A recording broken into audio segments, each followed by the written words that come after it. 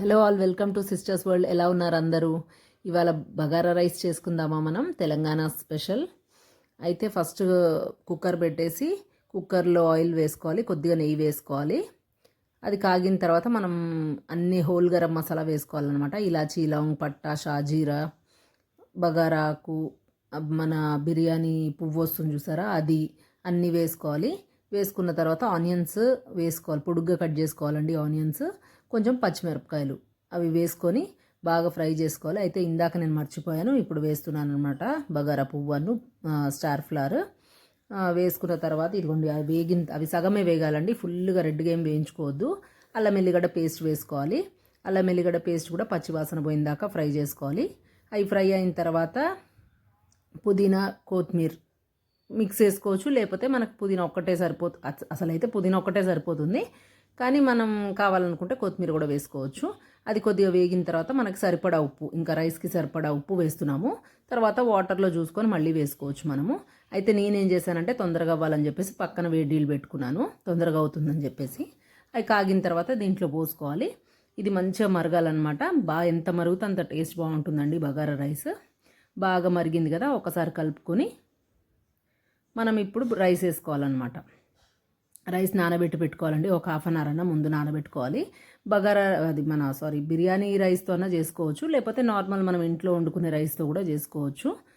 మాకైతే దీంతో మంచిగా అనిపిస్తుందండి, నార్మల్ మనం ఇంట్లో వండుకునే రైస్. అట్లానే మేమైతే అవే వేసాము. తర్వాత కొంచెం నిమ్మకాయ పిండుకోవాలండి. నిమ్మకాయ పిండుకుంటే ఏంటంటే పొడి పొడిగా అవుతుంది, అన్నం మంచిగా పొడిగా వస్తుందన్నమాట.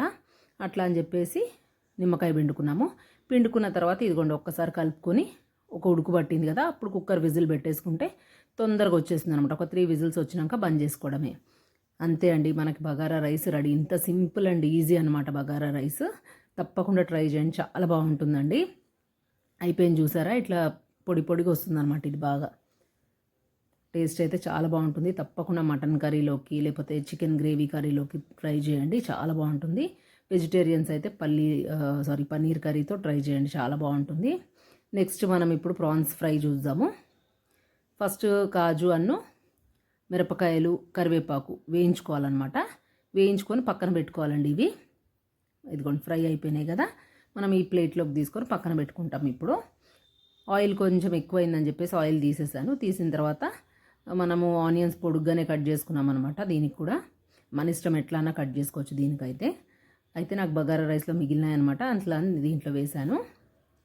ఇవి వేగినాయి కదా, వేగినాక కొంచెం ఉప్పు వేసుకున్నాం మనం యాజ్ యూజువల్గా. ఉప్పు వేసుకున్న తర్వాత అల్లం ఎల్లిగడ్డ పేస్ట్, నేను 1.5 కేజీ వండానండి. అట్లా అని కొంచెం అల్లం ఎల్లిగడ్డ పేస్ట్ ఎక్కువనే వేసాను. మన క్వాంటిటీని బట్టి మనం వేసుకోవాలన్నమాట.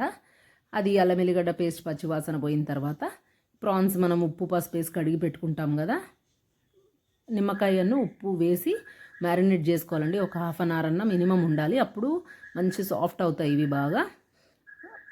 తర్వాత అవి వేగిపోయినాయి కదా, ఇది ఆనియన్స్ అవి వేగిపోయిన తర్వాత మనం ప్రాన్స్ వేసుకున్నాం కదా, ప్రాన్స్ కూడా మంచిగా వాటర్ అంతా ఇంకిపోయిన దాకా ఫ్రై చేసుకోవాలి.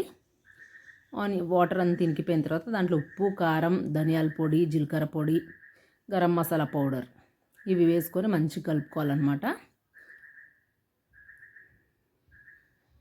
ఇవన్నీ వేసుకొని కలుపుకున్న తర్వాత కొంచెం యాక్చువల్లీ ఏంటంటే మనకు అవసరం అనిపిస్తే కొద్దిగా వాటర్ వేసుకోవచ్చు, లేదు మాకు అవసరం లేదు అనుకుంటే డైరెక్ట్ అట్లనే దింపేయచ్చు అనమాట. కొంచెం పచ్చివాసన పోయిందాక వేగిన తర్వాత బంద్ చేసుకోవచ్చు అనమాట. నాకు కొంచెం వాటర్ అవసరం అనిపించింది, కొద్దిగా వాటర్ వేసాను.